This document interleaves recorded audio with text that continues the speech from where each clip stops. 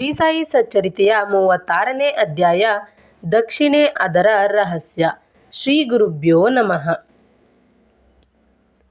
ಸಾಯಿನಾಥರ ದರ್ಶನಕ್ಕೆಂದು ಒಂದು ಬಾರಿ ಗೋವಾದಿಂದ ಇಬ್ಬರು ಭಕ್ತರು ಆಗಮಿಸಿದರು. ಬಾಬಾ ಒಬ್ಬರಿಂದ ಮಾತ್ರ ದಕ್ಷಿಣೆ ಪಡೆದರು. ಶ್ಯಾಮ ಅವರು ಈ ಬಗ್ಗೆ ಗುರುಗಳಲ್ಲಿ ಕೇಳಿದಾಗ ಬಾಬಾ ದಕ್ಷಿಣೆಯ ರಹಸ್ಯ ತಿಳಿಸಿದರು. ನಾನು ಯಾರಿಂದಲೂ ಸುಮ್ಮನೆ ದಕ್ಷಿಣೆ ಸ್ವೀಕಾರ ಮಾಡುವುದಿಲ್ಲ. ಅದಕ್ಕೆ ಅರ್ಥವಿರುತ್ತದೆ.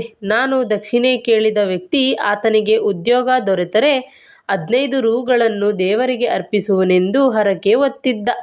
ಈ ಹರಕೆಯ ಋಣ ಪರಿಹಾರಕ್ಕಾಗಿ ನಾನು ಆತನಿಂದ 15 ರೂ ಪಡೆದೆ.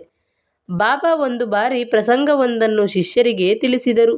ಸಮುದ್ರ ತೀರದಲ್ಲಿ ಅಲೆದಾಡುತ್ತಾ ಒಂದು ಕಟ್ಟೆಯ ಮೇಲೆ ಕುಳಿತಾಗ ಸಮೀಪದ ಮನೆಯ ಮಾಲೀಕನೊಬ್ಬ ಮಲಗಲು ಸ್ಥಳವನ್ನು ತೋರಿಸಿದನು. ನಿದ್ರೆಯಲ್ಲಿ ಅವರ ಬಳಿ ಇದ್ದ 30,000 ರೂಪಾಯಿ ಕಳುವಾಗಿತ್ತು. ಇದನ್ನೇ ಯೋಚಿಸುತ್ತಾ ದುಃಖಕ್ಕೀಡಾಗಬೇಕಾಯಿತು. ಅನ್ನಾಹಾರಗಳು ಬೇಡವಾಯಿತು. ಅಷ್ಟರಲ್ಲಿ ಫಕೀರನೊಬ್ಬನು ಅಲ್ಲಿಗೆ ಬಂದನು. ನೀನು ನಾನು ಹೇಳಿದಂತೆ ಕೇಳಿದರೆ ಹಣ ಸಿಗುತ್ತದೆ. ನೀನೊಬ್ಬ ಸಾಧುವಿನ ಬಳಿಗೆ ಹೋಗು, ಅವನಲ್ಲಿ ಪೂರ್ಣವಾಗಿ ಶರಣಾಗು ಎಂದು ಆತನು ಹೇಳಿದನು. ಅದರಂತೆ ಹೊರಟಾಗ ಹಡಗಿನಲ್ಲಿ ಸ್ಥಳ ಸಿಗಲಿಲ್ಲ. ಹೇಗೋ ಜಾಗ ದೊರಕಿಸಿ ಊರು ತಲುಪಿ ದ್ವಾರಕಾಮಾಯಿಗೆ ತಲುಪಿದನು. ಈ ಮೇಲೆ ಹೇಳಿದ ಕತೆ ಬಾಬಾ ಅವರ ವೃತ್ತಾಂತದಲ್ಲಿ ಅದು ಭಕ್ತರ ಕಥೆಯೇ ಆಗಿತ್ತು. ಸರ್ವಾಂತರ್ಯಾಮಿ ಬಾಬಾ ಅವರಿಗೆ ವಿಷಯ ಸಂಪೂರ್ಣವಾಗಿ ತಿಳಿದಿತ್ತು. ಈ ಕಥೆಯ ಮೂಲಕ ಬಾಬಾ ಭಕ್ತರ ಹರಕೆ ನೆನಪಿಸಿದ್ದರು. ಹಣವು ಆಧ್ಯಾತ್ಮಿಕ ಪ್ರಗತಿಗೆ ಮಾರಕ ಎಂಬುದನ್ನು ಅವರು ಭಕ್ತರಿಗೆ ಯಾವಾಗಲೂ ನೆನಪಿಸುತ್ತಿದ್ದರು.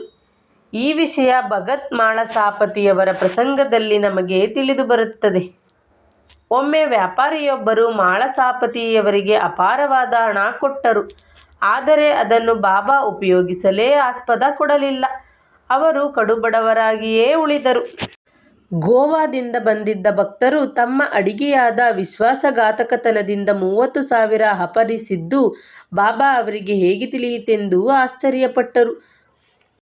ಫಕೀರರೊಬ್ಬರು ಶಿರಡಿಗೆ ಹೋಗಿ ಬಾಬಾ ಅವರ ದರ್ಶನ ಪಡೆಯಲು ಹೋಗುವಂತೆ ಸೂಚಿಸಿದ್ದು ಸತ್ಯವಾಗಿತ್ತು.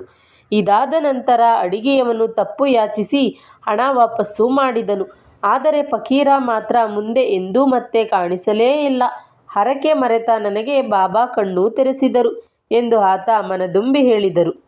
ಸೊಲ್ಲಾಪುರದ ಸಖಾರಾಮ್ ದಂಪತಿಯವರಿಗೆ ಸುಮಾರು 27 ವರ್ಷ ಸಂತಾನವಿರಲಿಲ್ಲ.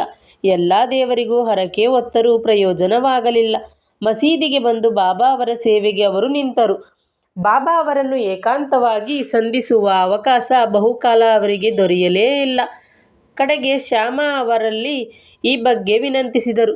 ಬಾಬಾ ಅವರ ನೈವೇದ್ಯ ಸಮಯಕ್ಕೆ ಸರಿಯಾಗಿ ತೆಂಗಿನಕಾಯಿ, ಗಂಧದ ಕಡ್ಡಿ ತೆಗೆದುಕೊಂಡು ಹೋಗುವಂತೆ ಸಲಹೆ ಮಾಡಿದರು. ಬಾಬಾ ಅವರ ಊಟ ಮುಗಿಯಿತು. ಶ್ಯಾಮ ಅವರು ಶ್ರೀಮತಿ ಔರಂಗಾಬಾದಕರನ್ನು ಕರೆದು ಈಕೆಗೆ ತಾವು ಸಂತಾನ ಭಾಗ್ಯ ಆಶೀರ್ವದಿಸಿ ಎಂದು ಬೇಡಿದರು.